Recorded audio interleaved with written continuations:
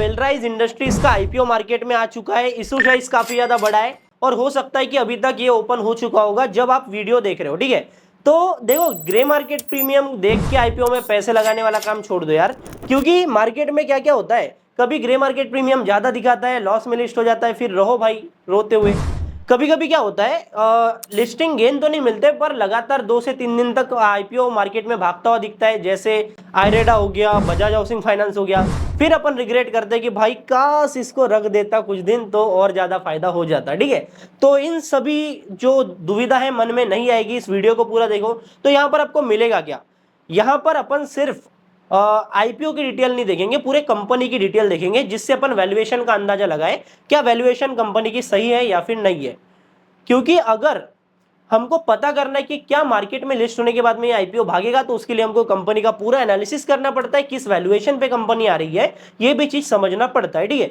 तो सीधा वीडियो में आते हैं। बाकी वीडियो को अगर अभी तक आपने लाइक नहीं किया है तो एक बार रिक्वेस्ट कर रहा हूं फिर से, वीडियो को लाइक कर लो और सीधा हम वीडियो में आगे बढ़ते हैं। और भाई स्किप करने वाली गलती मत करना, क्योंकि अपन पूरा डिटेल में समझने वाले, भाई बहुत सारी चीजें सीखने को मिलेगी, ठीक है। सबसे पहले अपना, जैसा कि अपना काम है भाई बेलराइज इंडस्ट्रीज के, सीधा वेबसाइट पे आने वाले अपन, ताकि अपने को क्लियर कट पूरी की पूरी जानकारी इसके बारे में मिले। तो जितना मेरे को पता है मैं आपको अभी बता देता हूँ। ये ऑटोमोटिव कंपोनेंट्स बनाने वाली कंपनी है, मतलब गाड़ी में जितने भी कंपोनेंट्स लगते हैं वो बनाती है। अब देखो, बेसिकली जो गाड़ी की कंपनी होती है, हीरो हो गया, हीरो होंडा हो गया, रॉयल इनफील्ड हो गया, तो ये पूरे कंपोनेंट इन हाउस नहीं बनाते, ये आउटसोर्स करते हैं, असेंबली करते हैं, ठीक है। तो ये कंपनी कब से चालू है बेलराइज इंडस्ट्रीज, ये है भाई 1988, ठीक है। 1988 में कंपनी शुरू हुई थी और ये अभी तक काम कर रही है, ठीक है। अभी हम आगे देखते हैं कंपनी क्या करती है, वो तो हमने समझ लिया। तो यहाँ पर कंपनी की manufacturing facilities all over India 15+ है। वहीं पर इनके कस्टमर जो है, एक्चुअल में B2B कंपनी है। तो ये अभी एक आईपीओ आ रहा है ना अभी, बोराना व्यूज का, वो भी एक B2B कंपनी है, ग्रे फाइबर बनाती है। तो डायरेक्ट कंपटीशन में दोनों आईपीओ, तो ये भी B2B कंपनी है, 25 से ज्यादा इनके कस्टमर है। अब इनके कस्टमर कौन होंगे, बड़ी बड़ी ऑटोमोबाइल कंपनीज, ठीक है। साथ में 8 से ज्यादा इनका बिजनेस है, 7,484 करोड़ रुपए का इनका टर्नओवर है। और एसोसिएट से इनके 7,000+, 2,000+ इनके एम्प्लॉइज है, ठीक है। नीचे आते हैं इनके क्लाइंट्स कौन कौन है, वो भी देखने में मजा आएगा, ठीक है। बिजनेस एरियाज आप देख लो यहाँ पर, तो एक्चुअल में ऑटोमोटिव कंपोनेंट कंपनी बनाती है। और यहाँ पर कुछ बहुत अपन इनके प्रोडक्ट्स देखे तो ये हो गया मेन स्टैंड, ब्रेक वाला जो हो गया, साइलेंसर बनाते हैं लोग, ठीक है। तो यहाँ पर लगभग मिरर भी बनाते हैं, ठीक है। मतलब ऑटोमोटिव कंपोनेंट लगभग ये सारे ही बनाते हैं। बड़े बड़े इनके क्लाइंट्स देख ले तो यहाँ पर आप देखो, आइसर हो गया, महिंद्रा हो गया, टाटा हो गया, रॉयल इनफील्ड हो गया, ओल्वो हो गया, बजाज हो गया, होंडा हो गया। ये बड़ी बड़ी कंपनीज, मतलब लगभग जितनी भी बड़ी कंपनीज ऑटोमोबाइल में काम करती है इंडिया में, वो सभी इनके क्लाइंट्स है, ठीक है। अभी अपन सीधा आते हैं, कुछ बहुत अपन आईपीओ की डिटेल्स देख लेते हैं कि आईपीओ में एग्जैक्टली क्या है, कब से कब तक ओपन रहने वाला है, इशू साइज क्या है, वैल्यूएशन क्या है, फ्रेश इशू क्या है, सारी चीजें अपन यहाँ पर अभी समझने वाले हैं, ठीक है। तो जैसे कि हम सबको अभी तक पता चल गया होगा कि भाई आईपीओ कब ओपन होने वाला है, 21 मई को। कब तक ओपन रहेगा, 23 मई तक, 3 दिन, 21, 22, 23, 3 दिन तक आराम से अप्लाई कर सकते हैं अपन। पर मैं आपको सजेस्ट करूंगा कि भाई तीसरे दिन अप्लाई करना, ज्यादा जल्दी नहीं करना है, क्योंकि तीसरे दिन भी आप अप्लाई करोगे तो बात एक ही है, कोई वहां पर दुविधा वाली बात नहीं आती है। लास्ट डे भी अगर अपन अप्लाई करते हैं तो उससे फायदा ये होता है कि एक्चुअल में अपने को क्या है, सब्सक्रिप्शन कितना हुआ ना आईपीओ में, वो पता चल जाता है। देखो आईपीओ में इशू साइज बढ़िया है, लिस्ट भी बढ़िया हो गया, पर एक्चुअल में अलॉटमेंट के चांसेस नहीं है, तो कोई मतलब नहीं, ठीक है। तो यहाँ पर इसका इशू साइज कितना है अपन वो समझते हैं। तो इसका इशू साइज है 2,150 करोड़ का। और अभी के टाइम पर आईपीओ में उतनी ज्यादा डिमांड है नहीं, मतलब मार्केट जैसे नीचे गिरा ना, आईपीओ आना बंद हो गया, तो ये आईपीओ इन्वेस्टर अभी ठंडे हो चुके हैं, तो उनको गर्म होने थोड़ा टाइम लगेगा। तो अभी के लिए इनफ है भाई, 2150 करोड़ का आईपीओ जो है वो इनफ है। कहीं ना कहीं फेयर चांसेस हमारे बनेंगे अलॉटमेंट मिलने के। तो अभी अपन बात करते हैं इसका फ्रेश इशू कितना है, ऑफर फॉर सेल कितना है।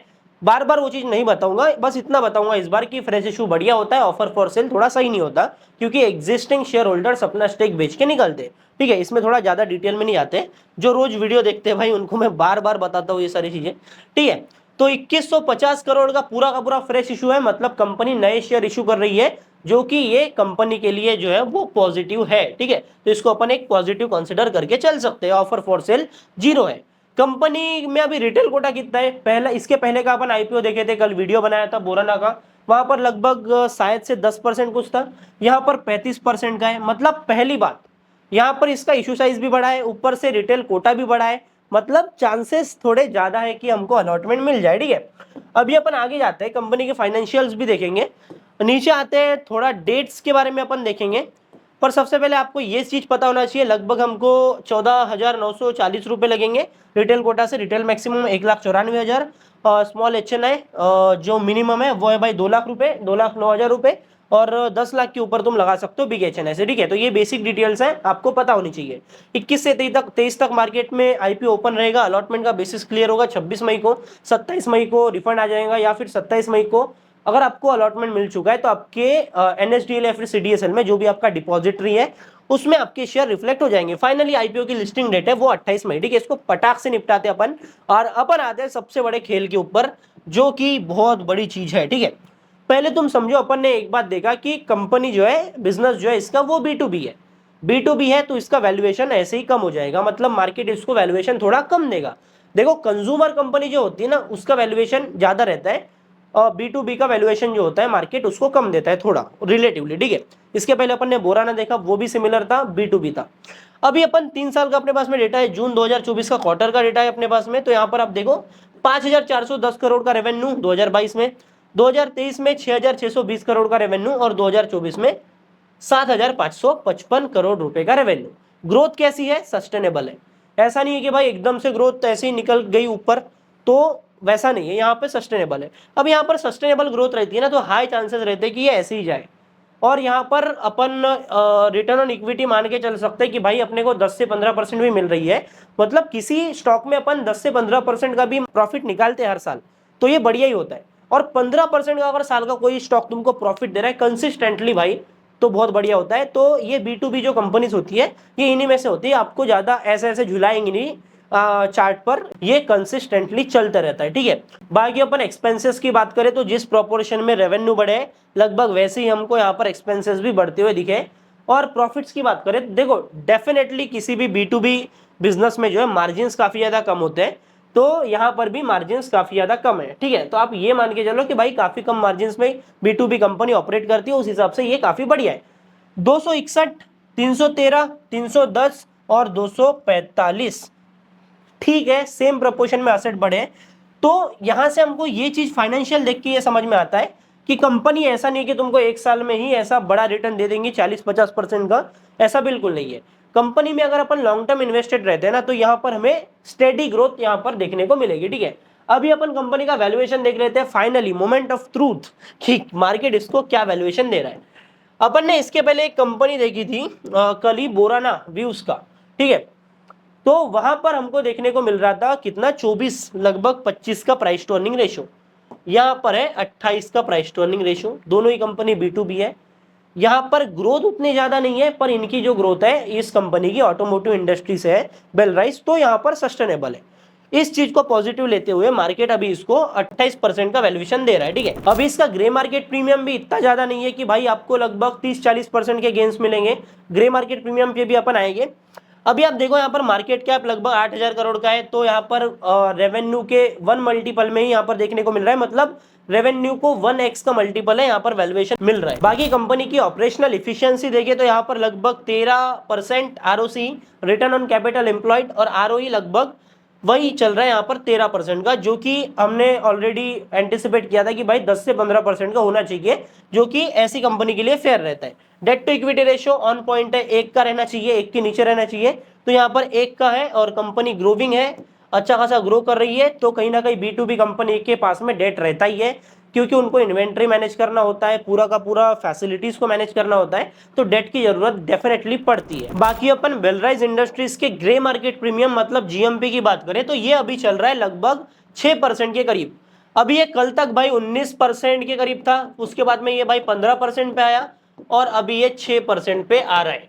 तो इसीलिए मैंने आपको बोला कि कभी भी IPO में अप्लाई करने का है ना, तो आखिरी दिन करने का, उस दिन हमको सब्सक्रिप्शन का भी पता चलता है और ग्रे मार्केट प्रीमियम का भी पता चलता है। तो इस बात को अपने दिमाग में घुसा लो, इसको भर लो कि भाई मेरे को जल्दबाजी नहीं करना है, कोई कितना भी बड़ी IPO रहे अपने को ध्यान से ही करना है, ठीक है।